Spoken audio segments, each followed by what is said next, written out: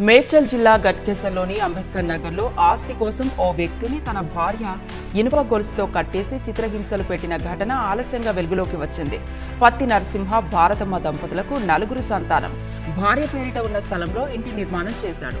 దీంతో పెరిగిన అప్పులు తీర్చేందుకు తన పేరిట ఉన్న 115 గజాల స్థలం అమ్మి చెల్లించే విషయంలో దంపతుల మధ్య గొడవలు జరుగుతున్నాయి. ఈ క్రమంలో భర్త ఇల్లు వదిలి వెళ్లిపోగా 4 రోజుల క్రితం అతని ఆచూకీ లభించడంతో భార్య 2 కుమారులు కలిసి నరసింహను ఇంటికి తీసుకొచ్చారు. గదిలో వేసి ఇనుప గొలుసుతో కట్టేసి తాళం వేశారు.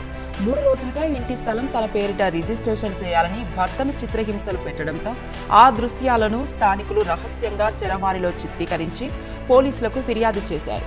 దీంతో బందీగా ఉన్న నరసింహను పోలీసులు వచ్చి విడిపించారు. ఇనుప గొలుసు తొలగించారు. భార్య కుమారులపై కేసు నమోదు చేశారు.